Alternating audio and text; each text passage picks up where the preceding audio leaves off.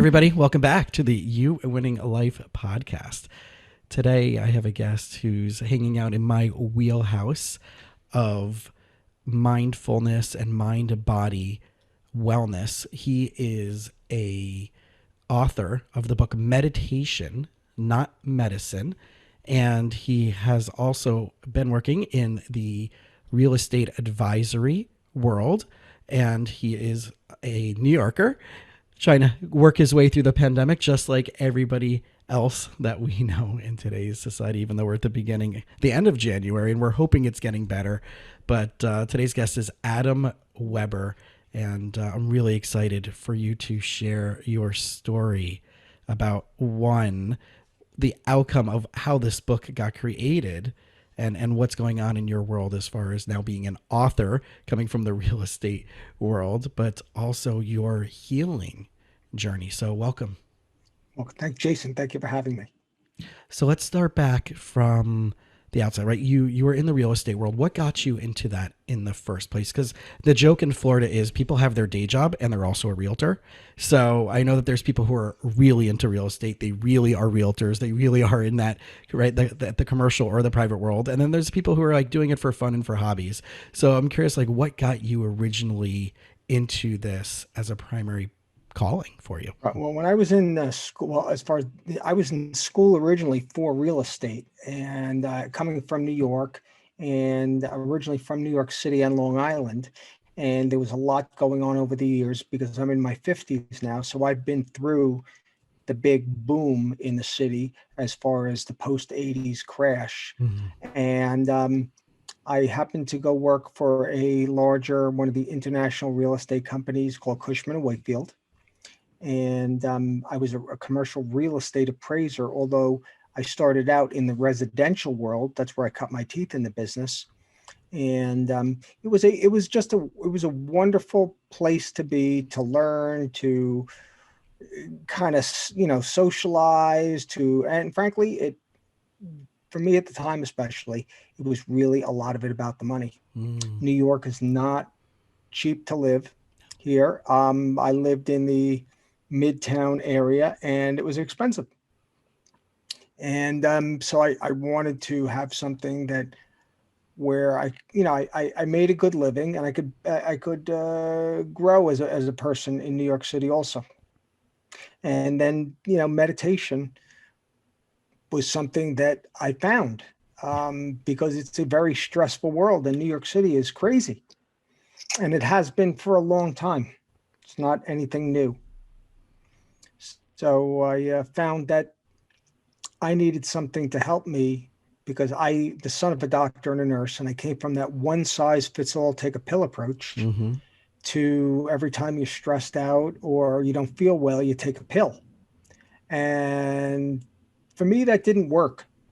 Not only because I didn't like being toxic, full of medicine, because when, as a son of a doctor, I think I was being overfed pills and over chemicalized, if that's the right way to say it. Sure. Yeah, no, I mean, it was just too much. And being my age, I was never raised with an alternative approach. I mean, sometimes if you were stressed, people would say, go take a walk, go outside. Get some fresh air. Yep. Yeah, get some fresh air. Exactly. And, if you're in the city, not always, but on Long Island, you can usually find that fresh air. And it was something that seemingly right away started working for me. I was able to help get rid of the stress and get rid of the anxiety because I was approaching it from a different angle. So yeah, no, it worked for me, and I knew it was working for a lot of other people. And I had actually started doing yoga, try and stay a little supple as the older I got. And it turned out that there was always a meditative component with the instructor I was working with, and the people that I was in the classes with were meditating for different reasons or whatever the reason. But I decided, this was something I needed to try. But then for me, I was diagnosed with a progressive form of multiple sclerosis. So how many years ago was that? That now is a total almost about 14 years ago. Okay. So you're working in this, right? It's New York real estate. You're building a family. Life is happening, and New York, right, is stressful. I lived there for 3 years, from '98 to 2001. I left a month before 9/11 to move to Atlanta, Georgia, and then I came back a few weeks after just to visit. And so I know the New York lifestyle. It's not, I'm a nice South Florida boy, and that didn't work for me. But I know the intensity of what's going on there, and it's not just the intensity, but it's also, right, it's not always the world's warmest and most welcoming place, as well as many other places are. Yeah, no, commercial real estate is a very cutthroat industry Hmm. in New York. Already on top of a There's cutthroat society that is New York right. in general. Yeah, it is. And the people, look, New Yorkers, they're wonderful people. I'm one of them. And, and I know you were, but the point is that it's not like when I went to school and was living in central Ohio, where people were a lot more relaxed and laid back. Yeah. So do you think there's like a predisposition for personality types that gravitate to certain places in the world, right? So you're saying like Ohio, like people are from, if you're from a place, fine, you might be more adaptable to that because that's where you're coming from. Do you think there's people that are looking and going to like New York because they want that cutthroat? They want to be in that Oh, type of place, but don't without a have the doubt. tools to go in and handle that type of lifestyle? Without a doubt. And I met a lot of them. A lot of them came in where I was working for the big commercial real estate company. They cut their teeth in the industry in New York. And for example, I worked with somebody who came in, worked with us for a few years, and then left and went to Central Ohio. Mm-hmm. And he and his girlfriend at the time, wife now, they decided, you know what, they wanted something a little bit more laid back. They wanted fresh air. They wanted a green lawn in a backyard. They wanted to raise their kids somewhere different. Yeah. So they said, yeah, New York is great, but we want more. And so there were a lot of people over the years that came through. And my brother-in-law worked, he went from a cutthroat school in Wharton to a to working for one of the big accounting houses in Manhattan. One of the, I don't know if they call them the big six or big seven or what it is. And then himself decided to move out of the city, now north of New York City in Westchester County, but it's much different than living in the city and working in the city. And, there's a lot of commuting involved, but it's a better quality of life. Yeah. Yeah.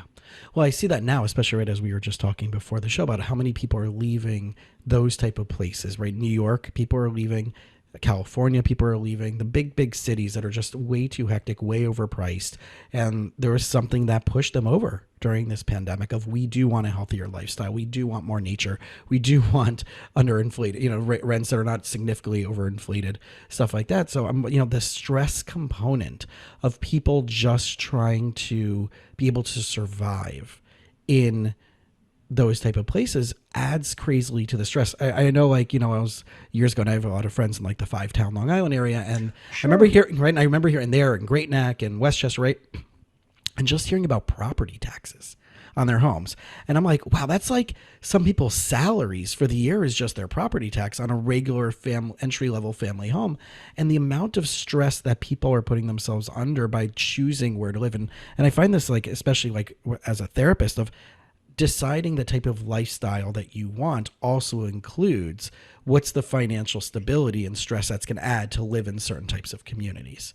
So as a realtor, as now moving from the realtor space and the real estate space into this, adding this mindfulness component, how often do you see these conversations happening, even with people that are looking to purchase a home in these type of communities? All the time. In fact, you mentioned the five towns before. Before moving to the North Shore of Long Island, I went to private school in the five towns.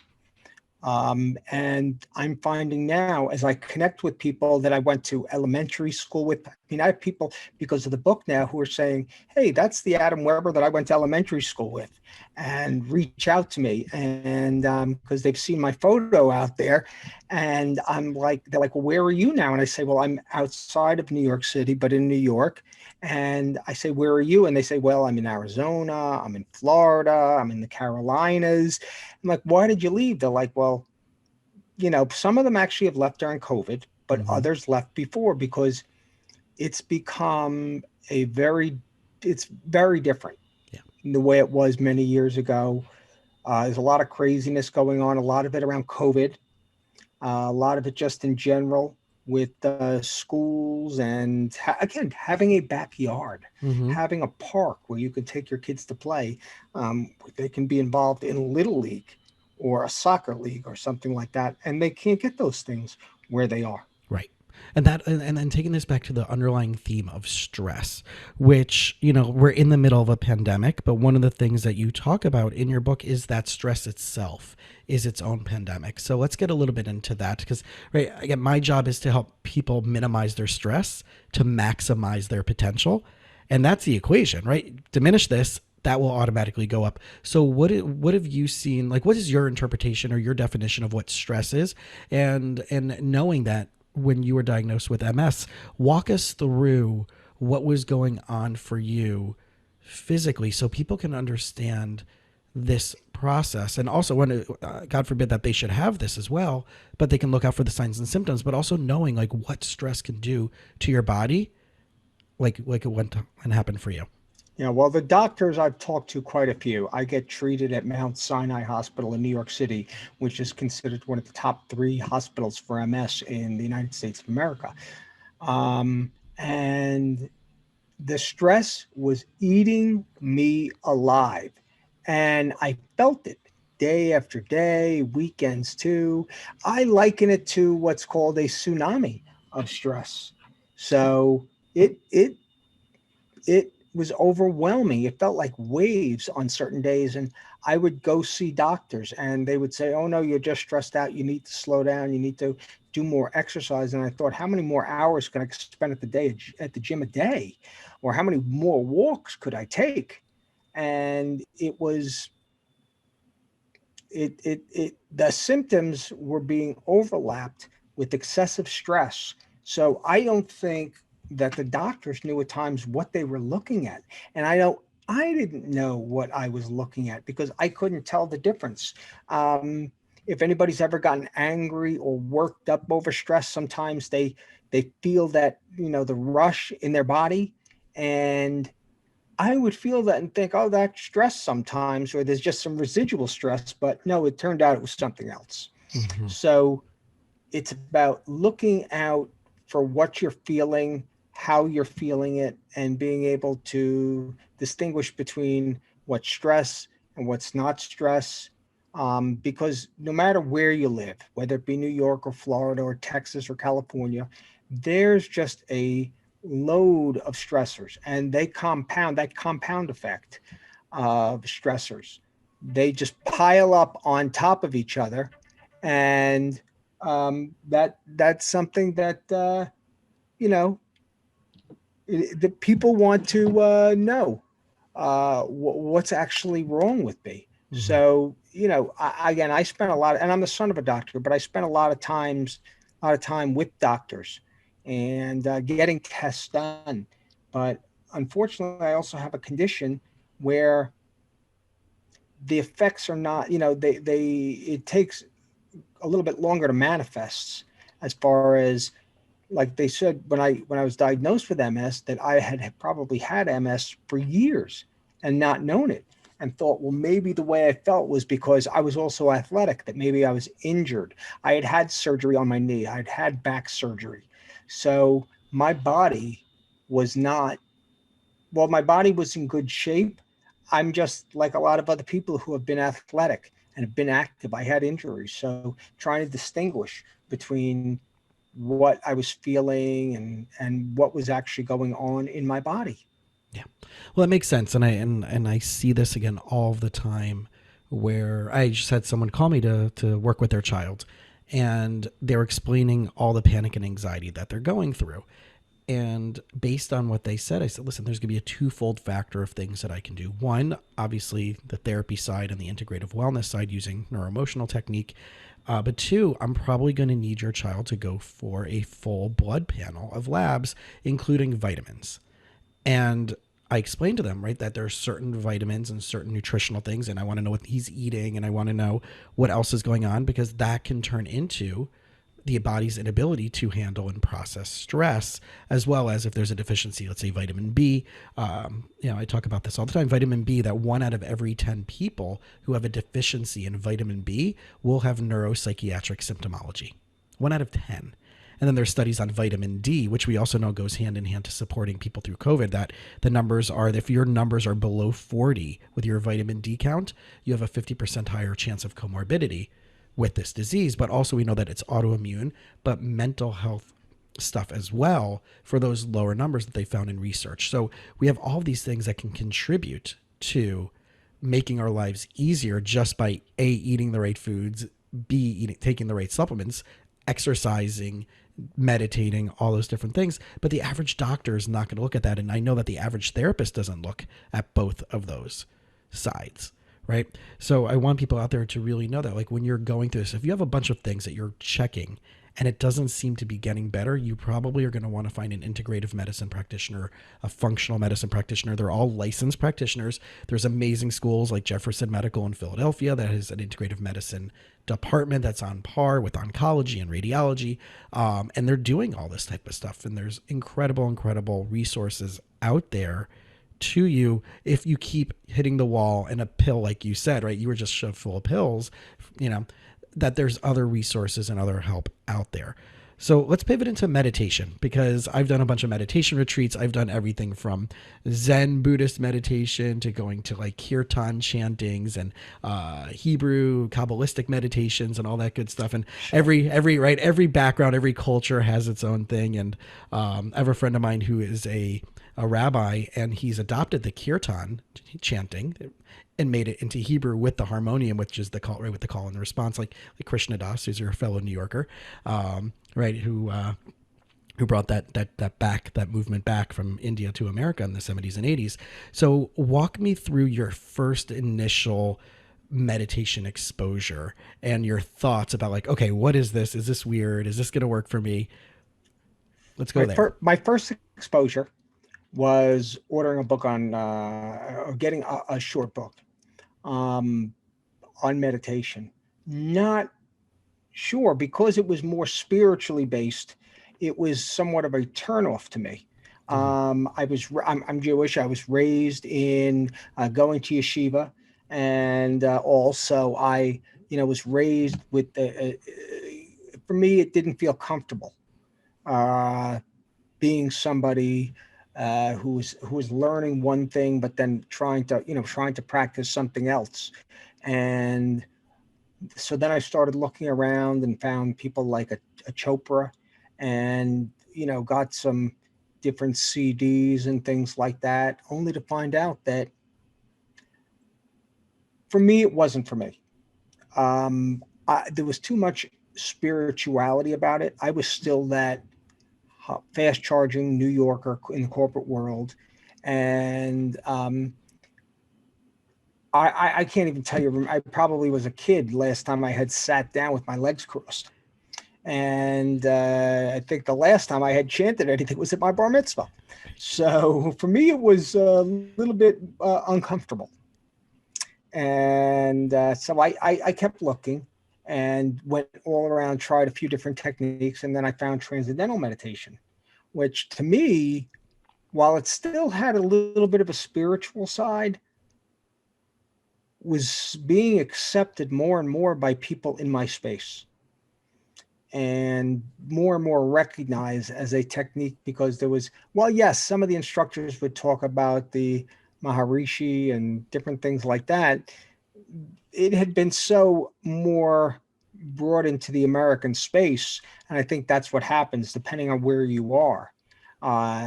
Things change, and there was still some, I guess I call it woo-woo around it. So I knew I needed to kind of create my own little practice, and something that was had good parts of the different meditations. Not that any of it was bad, but things that for somebody like me, a Jewish kid from Long Island, was, again, I knew of people from all over the world, but I didn't practiced. I didn't speak their religion, their languages. I didn't practice their religions. I was, you understand, a New Yorker is a New Yorker. Right. And It's it's its own really, breed. right. It's Yeah. a very old breed. It's very different. I tried to explain that. It was like when I went to Ohio, people would say, they would say, you New Yorkers are different, but I like it. I hope maybe I can go, I visit New York one It day. definitely brings the energy up in the room when there's New Yeah, Yorkers. no, it definitely does. And then there's a lot of the questions about things, like, do you ever meet somebody on the street? And I'm thinking, how would I meet so-and-so on the street? That kind of thing. But we live in New York, and you understand this. We live in a kind of a different world because I went to high school with a couple people that were in rent, and high school, somebody who was a pro football player, somebody who was a basketball player. So, you get exposure to things, and what may seem like a big deal one place is not a big deal in our world. Mm-hmm. And but for me, it was just finding something that wasn't spiritual in the practice. Being able to create something that for me was just about getting up, meditating when I needed to, and not worrying that I was adhering to a certain doctrine or a certain somebody else's practice. And because I'd had people say, well, to do it right. And I thought, it's working for me the way I'm doing it. Right. So it's a matter of how we approach things. Um, and I knew, being questioned by people who said, you're not like you used to be. You seem a lot more calm. You don't seem to get upset about certain things that you used to. And my doctors saw a difference in me with the MS, um, because progressive MS, I should be in a wheelchair already. Now, I'm Mm-hmm. not going to say I'm not because of meditation, but I think if you take a look at the holistic approach, whether it be meditation, yoga, um, visualization, things like that, it's definitely worked in my favor. And the doctors are telling me it works for you, so keep doing it. And can you talk to some of our patients, because you might have somebody from, so for example, Washington Heights, north of Manhattan, and say, well, I don't know if I'm like this or like that, and I need to try something that's not spiritual or not too woo woo. And it was funny that I met some people from the Bronx who were like that and were like, this really works. Yeah. So I started teaching it and writing about it. And it it just changed over time because I created a practice that would work. There's no you have to follow every single rule. You can customize it to your life and the way you do things. Like if you're in corporate America, yeah, I recommend you meditate earlier in the day before you go to work. But if you're having some sort of big corporate meltdown or something happening, fighting among people, take 5 minutes, take 10 minutes, go to sit in your car, go to an empty office and meditate. And people were telling me it was just changing things for them. And I saw the changes in myself. And that's the cool thing about meditation. So there was a study that was done, and I can't remember offhand who did this. Um, but I think it was Dr. Andrew Newberg, who was at Penn Medical and is now at Jefferson. He's a neurologist, but he's also a pioneer in the field of neurotheology, what happens to your brain during religious and spiritual experiences. And I think it was either he talked about the study in this book or he led the study led the study. But he said that when people are meditating, that people assume that it's going to take you years and years and years to have the neurological and physiological results that those who have been meditating for years to be the same, right? So if you're a newbie, it might take me 3, 4, 5, 6, 7 years. And I think the number that they talked about was within a span of a number of months, that there was no difference between the meditator who's been doing it for multiple years and the new meditator who's been doing it consistently, that the brain really does change and evolve and the physiology adapts quickly to being in that space. So this idea of being a newbie meditator and that it's going to take me forever and I'm not going to be able to sit for hours and hours and hours and hours, right? One, you don't have to sit for hours and hours and hours. Two, you can do it within 3 to 5 minutes if need be. You can do it in 1 minute, because a lot of it is just going back to breath work and like dropping the things in your mind or focusing, right? There's two ways of going. You can focus on things, or you can focus just on your breath, and multiple other various ways. But I think I love what you said is like, you have to find the way that works for you, with the philosophy that approach works for you. And maybe this, if there is a spiritual lens that works for someone, or a non-spiritual lens that works for someone. That's why I like all these apps right now, right? I have the Muse headband that that is the EEG and measuring everything and heart rate. Sometimes I use it, sometimes I don't. Sometimes I'm playing music when I'm meditating, sometimes I'm not. Sometimes I try to play my guitar, right? There's so many different ways of going about it, that I want the listeners to know that meditation is not a one size fits all. You said it perfectly, and thank you for saying that, because I'm somebody like many others. I have and especially during COVID, most of the time during the day, on a day like today, my wife, who's a school teacher, would be at school, and my kids, who are young enough, they're students, would be at school. But because of COVID, they were supposed to actually go back to school this week, but no, they're still home, and they're going to go back next week. So I've been able to meditate in the same room as my son watching Transformers. Right. And, I could do it while my wife is watching The Housewives, or, get up where I'm alone. That one's trickier. Yeah, that one's a little, especially if you're watching The Housewives of Atlanta. But yeah, it gets trickier. But no, what happens is those around you learn to realize that it's your time, and that you're not the only one benefiting from it, that they are too. Yeah. And the work benefit, my work, because I still have a real estate practice, benefits from it. My writing benefits from it, because I can think clearer. But it's a wonderful place to be able to meditate. So let's go into some nitty gritty, because I would love people who are listening to have an introduction crash course. And I'm not talking about giving them everything in the next few minutes, but the kind of the things you don't worry about. So I know that like people are like, well, do I have to sit cross-legged and on a mat? And do I need to have the music and my incense or my essential oils? Do I need to have my own meditation space? So if you can just drop some like, don't worry about this. This will help you apply this. Go for it. Yeah, I appreciate you saying that, because that was the concept behind Easy to Meditate, my technique, where I've really said, throw out all the stuff you're not comfortable with. If you want a cushion, great. If you want to sit on the couch, great. If you want to sit cross-legged, great. If you want incense, use it. If you want, oils, use them.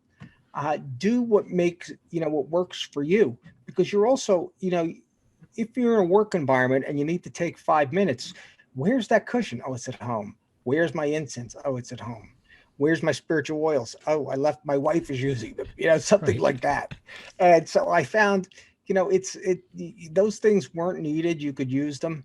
But it's about saying, I need this, and I need this for myself, and realizing that it benefits everybody else around you. Yeah.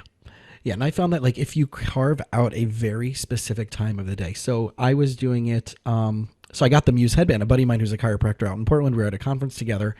He's like, dude, you got to try this. I'm like, great. And he brought it with him, and I used it over the weekend. I'm like, oh, this is really cool. So I ended up ordering it. And this had to be the beginning of, probably the beginning of February. And I used it once or twice, and then the pandemic kicked in. And my anxiety, right? I had to close my office the middle of March. I started seeing all my clients online. We had no clue, right, what was going on, where you can get it from. Everybody, everywhere, like walking out of the front door of your apartment or your house was like, you can get it. No one had any clue what the heck was happening. And I realized how anxious I was and how stressed out I was. One, trying to help everybody else with their stuff, but also taking care of mine. And I'm like, oh, I have this little meditation thing, and I like meditating. So I started doing it, and I realized that I did it for like 60 days straight. And I noticed how consistently I felt better from the beginning to that time. And I realized that, yes, I would do it at the end of the day, and I tried to do it before I went to bed. And a lot of times, as I've done it more consistently, I'm like, all right, I can do it for 5-10 minutes. And that's all it was, 5 minutes, 10 minutes, literally, because there's a timer. but I need to move it up during my day because sometimes I'm doing it as a precursor just to fall asleep versus it being an intentional meditation. So there's two factors there, right? One, if it's going to help you fall asleep to do this 5 minutes before you fall asleep, great. That's amazing, right? Again, let's talk about the rules and the no rules, right? There is no rules, but if it's There are like, no rules. right? So if you're like, I just want to do it while lying down, because they're like, oh, you can't meditate lying down. But if you go to a yoga class, that's the last thing you do for the last 5 minutes, right? Is you lie on your back and You your lie arms down, are, you prop your right? knees up over a cushion, and you That's meditate. it. And half the time some people are snoring right next to you, right? And in Shavasana. So, right, that's the best part of it. It's like being back in synagogue for your bar mitzvah, right? Like you can see who was sleeping during your chanting. So, right. So the rules are there are no rules. If you're more comfortable lying down on your floor, great. If it's on your couch, great. If it's on your bed, great. If you're doing it while you're cooking, as long as you don't burn yourself, right? And you're just able to get into a breath work and contemplative stuff like that. Because there is stuff like walking meditations or, right, wood whittling. And it's all these things are there. Just make it meditative is really what I want to challenge people to do. Exactly. If we could, as humans, especially in a time now like Corona, change things so we're living more in a meditative type of world, whether it be meditating itself or cooking, or again, don't close your eyes if you're in the car, but you don't have to have the music blaring, or you can have. My family is even a little bit concerned because they're like, where did you get this channel on Sirius XM from? And I'm like, because it's not chanting, but it's like the spa music channel, right? It's fine. Well, it's funny you say that, because when my wife and I went away and stayed, we were in Grand Cayman and we stayed at the Ritz. They have like that chanting music, and people get in my car now. They're like, "What are you remembering when you got married years ago?" And I'm like, "No, because there's no waterfall like they had there, but there are channels where you can just slow. Yeah. It calms you down and it helps you." Well, you're reminding me of something, because now, like during the pandemic, people have been drinking more. Because not only do I know that from the fact that people are saying that they're drinking more, and there was the quarantining and all this stuff, there's all these new business startups of people setting like cocktail craft things to box cocktail sets and stuff like that. And what I have found for me is that when I'm done with my sessions, and my living room is right there with my music and everything's Bluetooth, is I just put on jazz music, like the more slow, low key jazz. And that just really, like that alone helps trigger me to unwind, and it brings this soothing, calm environment to that. So we can have those connections to different things. I'm glad you said that. Yeah. My son, who's when I bring him in the car, he's 10 years old, and he tells me, "No, Dad, don't put on," because again, growing up when I did in the 80s, I might put on, to listen to a Motley Crue or something like that. And he says, "No, Dad, put that other channel on." And I'm like, it sounds like a rainforest. Sure. But he seems to like it. And I think what happens is once he gets out of school, or he's, just needs to calm down, he even realizes that kind of thing can help turn the temperature down. Right. Do you meditate with your children? No, I have my kids, as much as I would like them to, and I've taught them breath work. They're still the younger kids that haven't found it. Now I've taught it to other kids, and each kid is different. Each child is different. And my wife has not been as much a stickler as I have. Their kids are younger and with the age where they can go out in the backyard, or we can take them to the park or something like that, or put on a movie and they'll calm down. But you try to create a meditative experience in just calming down, breathing, and letting it all go. And we all find our own practice in different ways. And I have no doubt, because they've seen the difference in me, that they will probably adopt it at some point, because they also are asking questions. Yeah. And they want to know why you're a certain way or why you're not a certain way. Why it doesn't upset you. It doesn't get you mad. Just earlier this morning, I was having a talk with my son, who was in school, about something. He's like, "You're not mad at me?" I'm like, "No, I'm not mad at you." But maybe a number of years ago, I would have been a little bit more upset Sure. about But something. that also teaches, right? Because we teach by example as much as we teach by teaching. Exactly. So I think, right, the fact that you're creating a different type of energetic environment at home, and every family is its own system, and nothing happens outside of that vacuum of that space. So I definitely do believe that that does trickle down, whether they're sitting or not, right, in meditation. That energy and that influence is trickling down to them and seeing, especially right as we're looking around, like there's meditation signs in the back, and there's right, it's there's something to be said for you know tribal energy. In each family it's its own tribe, and you create your own culture. So for them to know and talk about, well, maybe one day they're going to get so upset and someone's going to ask them, a teacher or whoever, like, well, why are you so upset? And they're like, and they'll explain, like, well, what should you do when you're upset? And they're like, well, my dad meditates, maybe I should meditate, right? Yeah. That might trigger on for a child. So I like the idea that, like when you said, like, no, they don't necessarily do it. That's cool, because a lot of people might out there assume, like, well, why aren't you doing this with your kids? Why aren't you making it something they do? Because meditation should not be forced, right? This is not a, right. It's not not a a parent, mandatory. right? It's not a Right. mandatory thing, right? It's not like I'm going to be I'm a meditator. Now I want my whole family to do it and we're all going to feel better. No, no, no, no. That, like, so can you talk about that for a second, of like the maybe the psychological dance that you had to maybe catch yourself with, of trying maybe at certain points to get them to do more of what you were doing? Well, it's funny you said it because I found that not just with my own children, but with others, where you see them maybe acting the way I used to, or just in a different way. I have termed it some triggered, but really it's about not being able to let go, not being able to relax, not being able to take a seat. Now, I'm not perfect either. I don't think any of us are. And sometimes I have to remind myself. But I think that's part of being an adult, with the awareness. People talk about awareness and mindfulness, and it's about the awareness. And it's also about the awareness. Like, for example, if I know I'm going to go to a certain family member's home, well, this was pre COVID, for dinner, or even when I went to my niece's bat mitzvah.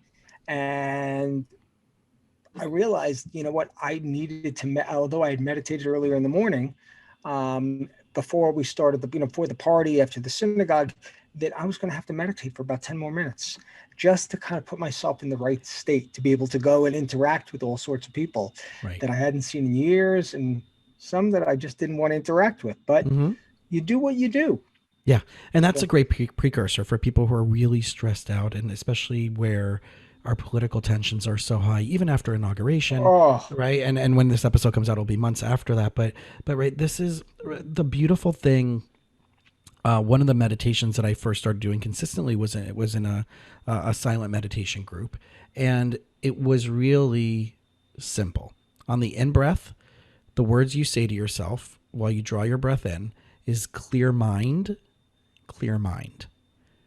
And the space between when you finish that breath in and letting the breath out, they want you to say the words, don't know.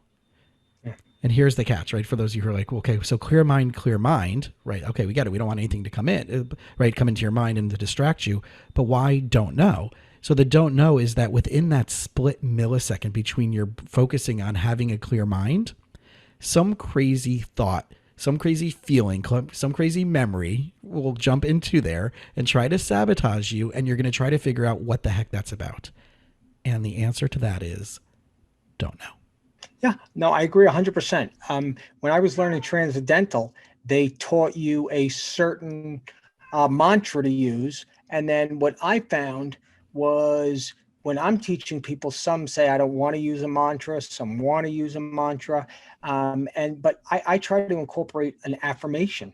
Maybe if you're going to use something, because it's something you're trying to, maybe the word program is the wrong word, but people want to remind themselves and get in a state where, like you said, you can use a particular word and it helps you with, get into the flow, and it helps you, remind you of certain things, and reminds you of where you want to go with your practice. Yeah. Yeah. And I know on the other side, people like the worrying about where to go. And we can kind of, wrap up with these little tidbits is that once people start getting into it, there's a lot of questioning of, am I doing it right? And is it working for me? So how would you address that? I tell people, and I appreciate that question because the "Am I doing it right?" is the most often question. It's the question I hear most often, and I tell people, you know, you're creating your practice, and your practice doesn't have to be like my practice, and my practice doesn't have to be like yours, Jason. It doesn't. It can be individual, and that's the thing about my teaching is that there's no one size fits all approach. And so while you may not be doing it the way I do it, you're still doing it right. You're still working.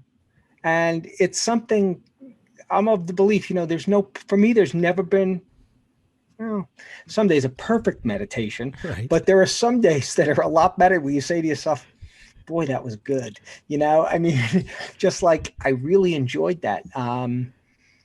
I've done that again, having gone to Ohio State. I've done that at halftime during football games or after football games or things like that. Or, again, in meeting with family members because, you want to feel a certain way. And so it's a matter of just realizing not every meditation is going to be perfect. Not every time you take a seat is going to be perfect, but it's about taking a seat again and working with it. Love it. Love it. So the name of your book is called Meditation, Not Medicine. It's available everywhere at this point. At this point, my publisher has told me, I know it's on Amazon, Goodreads, and a few other places, Barnes and Noble, that sort of thing. The book is released within a couple days of us speaking, and my website. People can come and get a lot of great information. For me, it's just about how can we all, especially in such difficult times, learn to address our stress, take better care of ourselves, take better care of our families, take better care of our friends. And we can do it by learning to just take a seat and relax and reduce that stress. So when people go to, meditationnotmedicine.com, that's my website. There's a lot of videos. My virtual assistant has told me, Adam, you have to be here. You have to be there. And I said, well, I until about 2 weeks ago, I had heard, but I didn't even know what Pinterest was. I thought it was Pinterest. And yeah, my sister told me, she goes, no, Adam, that's where all the ladies hang out. I said, well, that's probably why I don't know about it. Right. But it's an amazing resource for those who do know in the know and use it as leveraging for their advertising. And right. They said, well, we could put your videos and other information up there. And I've been told, go to YouTube, and that I already have a YouTube channel. And but things like that where people said, wow, you just go where people are, because especially during COVID, I went from being able to be out in the streets, in the field, to, like yourself, you talked about with your practice, you're working with people from home. Zoom is the new office. Yep. And what's even crazier, you're just talking about Pinterest, is this new app, Clubhouse, that just sprung up out of nowhere. And right, on my phone. Okay, great, right. So good. So we'll connect on that too. And right, I'm assuming, is it the same handle for you there on? I am. It's a shorter. I've been on it once. Yeah. Okay. I'm just not somebody. Again, I think part of it's also age, but you're the overwhelm being on so many platforms. Like I said, I had known of Instagram, but until this never really, and the publisher and other people say, oh, you got to be here, you got to be there. So I said, all right, I'll start an Instagram account. Right. And, and then people like, talk about more stress to someo's life, right? To have to manage all these different platforms. About how come the Giants didn't make the playoffs. And I'm like, well, it's me. I'm still a New Yorker, right? I'm still a New Yorker. I don't know if you can see my Don Mattingly from when I was a kid on my starting lineup back there. So, right. I'm a Yankee fan as well. I get it. Right. So even though I grew up in South Florida, I was still, as we were talking about before, like I'm still a Yankees fan growing up before we got a team here. And now he's the manager, right, of the Marlins. So it's very cool. So so for everybody out there, please check out Medicine, Not Meditation, definitely on Instagram. Meditation, Not Medicine. medicine, right? And then, sorry, meditation, not medicine. And right, you can check out the YouTube channel, everything like that. Same, the website is meditation.medicine.com. And check out Adam's book. And that is out now in Amazon. And please definitely check and support him on that. Jason, thank you so much. I'm grateful for your time, and I'm grateful for the opportunity to speak to your audience. We are living in, well, again, without bringing up too much of the outside stuff, at a crazy time. Yeah. And, even I have to, from MS, have to get prescriptions, but they send them by mail now. Mm-hmm. I can't go pick them up anymore. Right. Right. And everything in a way is certainly simpler than it used to be, because we're now relying more on leveraging out. And this does create more jobs, and it does create more things for other people who are, that's what they can do, right? If they can do Instacart, or they can do Amazon deliveries. So we are creating a lot of jobs, that in some ways weren't existing a few years ago. And it could make our life easier in those ways as well. And one of the ways that we really want to make your life easier is by meditating. So please, please, please, if you want a good crash course beginner way to do it, Adam is definitely the person to start following and checking out. And like always, if you did get value out of this episode, or someone who needs to hear this or any of our other episodes, please send it off to them. We're on all of the major podcast platforms, and we would love it even more if you went on iTunes. For those of you who are Apple podcast subscribers, leave us a starred and written review. Not only does that obviously tell us that we're doing a good job and our guests that we're bringing on are amazing and you're happy with them, but it also helps us get seen by more people. The more reviews we get, the more starred ratings we get, that actually brings us up in the ratings, and we can get found by other people. And right now in the education space, we're in the top 500 podcasts, and my goal is to, by the end of 2021, move it up to the top 100. So we want to thank everybody out there who has been giving us reviews and subscribing and checking us out. And again, if you can follow us on You Winning Life on Instagram, and any other questions that you would have about working with me or any of my associates, you can go to youwinninglife.com, and that'll take you to the website. Adam, it's been a pleasure. Thank you, Jason. I'm grateful for your time.